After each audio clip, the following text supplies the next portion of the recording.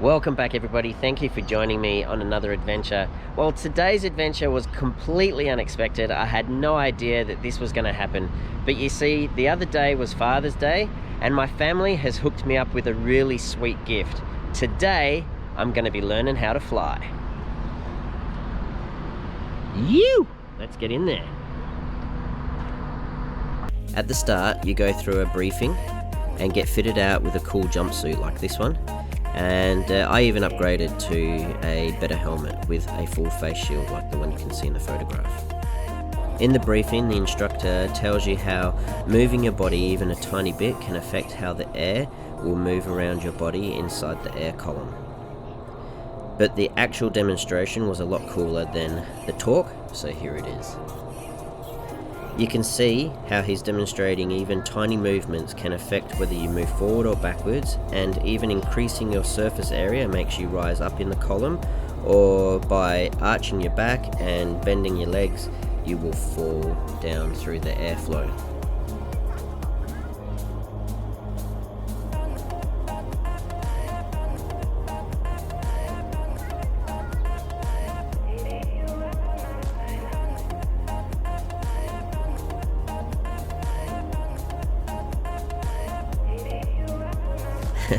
Now, it's easy in theory, but the execution is trickier than you might realise, as you're about to see in my first attempt to fly.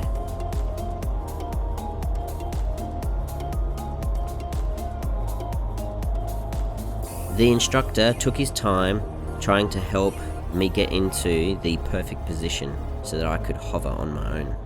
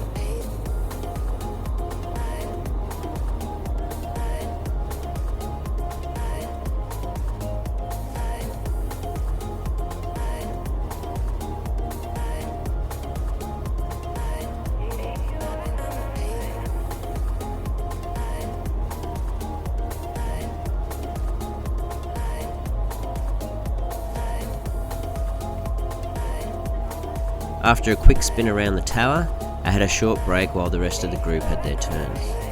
Then, before I knew it, it was time for me to go back in and give it another go.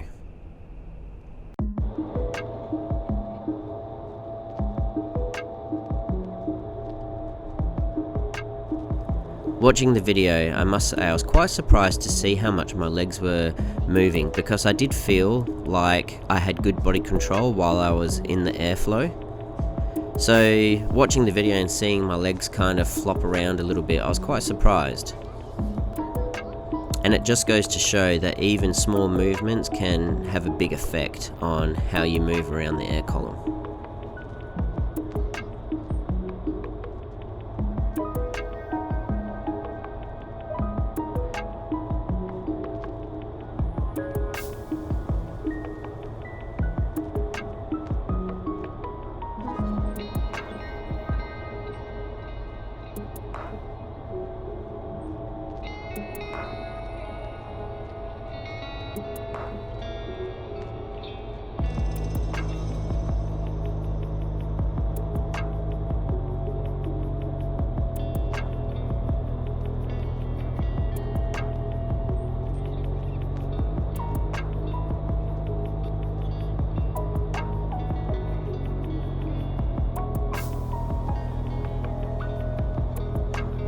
After making some final adjustments, it was my turn for a high fly, which was really cool. I can say I honestly couldn't get the grin off my face. I really loved flying all the way up to the top of the tower with the instructor and then coming back down again.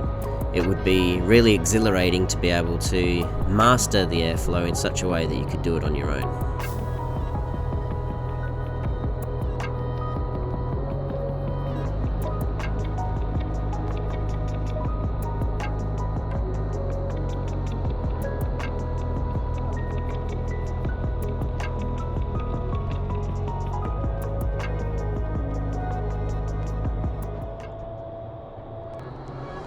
Now let's watch the pros.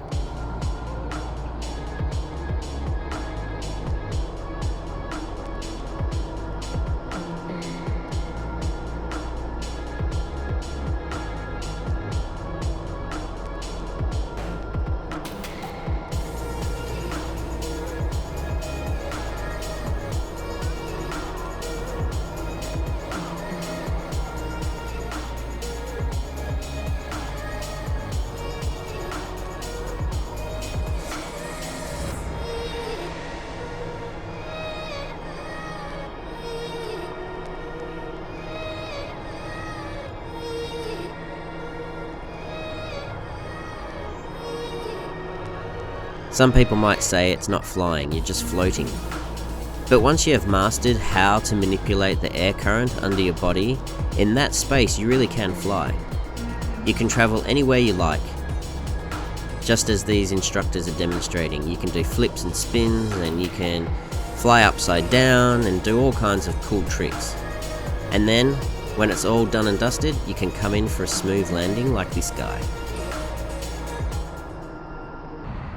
So I know I've got helmet hair right now, but I just wanted to let you all know that was absolutely awesome. I loved that. I did 2 2-minute flights, and my wife was telling me that it cost $150, including a media package and a high fly. So you do pay a little bit extra to do a high fly, which you probably would have all seen by now. So $150. Some of you might be thinking $150 for 4 minutes, that sounds pretty expensive. But let me put this question to you.